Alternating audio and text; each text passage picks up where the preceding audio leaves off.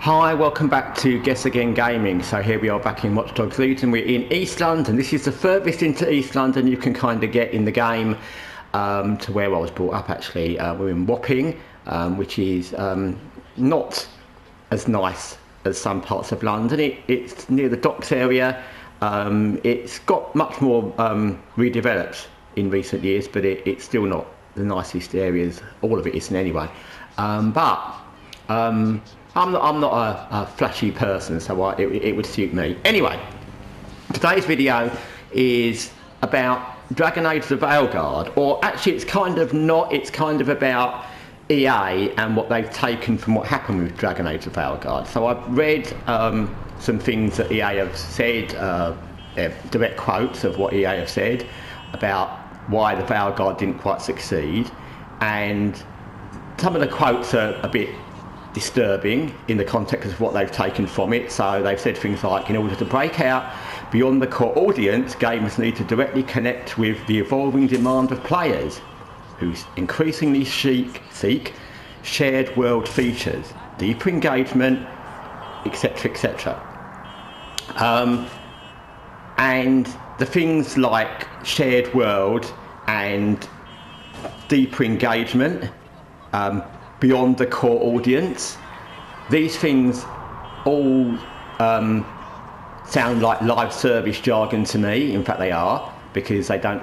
So what they're kind of saying is that Dragon Age Veilguard didn't succeed because it wasn't a live service game where it would have been open to much more people, and that's the problem and that's why it didn't succeed. That's the only problem they're really acknowledging, and that's scary.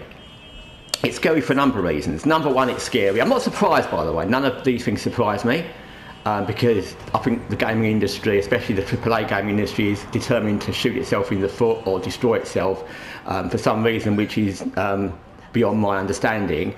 EA have people there who are well versed in understanding what's going on in gaming, what's being said about other games, but they can't seem to understand. So despite all the recent failures, high profile failures of games like Concord and Suicide Squad, which were failures because they were live service, and the fact of all the people who don't want new live service games, what they've taken about Dragon Age Veilguard is that it wasn't live service, and that would have been better for it. None of the other things that was wrong with it are things they've addressed from what I've seen. That's the only thing that was wrong with it. They've even said it was well received, which is obviously not true, unless you read IGN. So it's scary that that's what they've taken. It's scary that they can't understand, or aren't willing to understand, I don't know which it is, that the other problems with Dragon Age Veilguard would have made it bad if it was live service games or a single player game. Live service doesn't make a game good or bad, nor does single player. If it's a bad game, it's a woke game. But apparently they've completely missed the point. I don't know why. Maybe they don't care. Maybe they have no interest in what anybody else says, and like lots of these companies, they're just going to do what they want to do because that's all they want to do. I don't know why they'd want to do that, seeing what's happened to other live service games and in combination with Dragon Age Veilguard. I can't see why they would just think that. You'd think they would have a panel of executives and people, or even independent people, go through what was wrong with it, go through every critique of the game and advise them of what the real problems with the game were, but apparently not.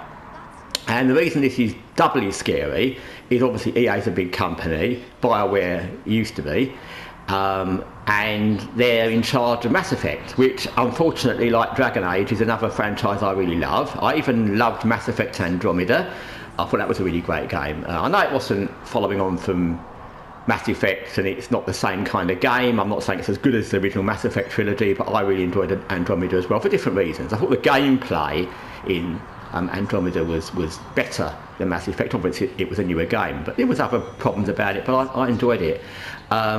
But they're in charge of the new Mass Effect game, so if their fault is Dragon Age Veilguard would have been great despite being rubbish and being boring and being no connection to the previous games really, and being much more cartoony and not as dark and woke, if it was live service, what are they going to do with Mass Effect when that comes in? Things they can do that with as well. So it's all very sad and disturbing. I don't think the gaming industry will be satisfied until they've destroyed not only every new game franchise they try to make, but every franchise that's existing. That's except for Asian games, of course, and independent games, because they're not following the same suit. But yeah, it's not just bad news, it's bizarre news. You would think that even the smallest company that can't afford to lose, you've just lost a little bit of money. If you made a game as an independent, as one person, if it didn't succeed, you would look at what people said, you might show your friends, you might read YouTube reviews, you might read reviews on Steam if it was a PC game, whatever, to try and work out what you could do different. And this is a massive company who've seen all the other failures of different live service games, what people said about the Veilguard, all the other woke games that failed, and they haven't grasped that the only problem, or the problem, isn't the wokeness or the rubbishness of it, the fact that it wasn't a great game, the fact it didn't follow the themes of the original Dragon Age games, etc. They've taken from that the live service part was the thing that was missing. So I don't know what that means, and to be honest, I don't. It's baffling, but it doesn't follow any possible train of thought by business. You know, EA, I don't like EA in particular, I hate them, like, you know, they're just a games company to me, but I can't say I like all the things they do, but they want to make money.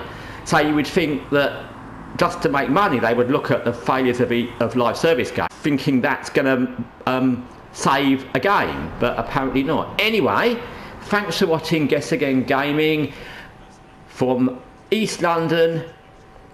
And from me, take care, till next time.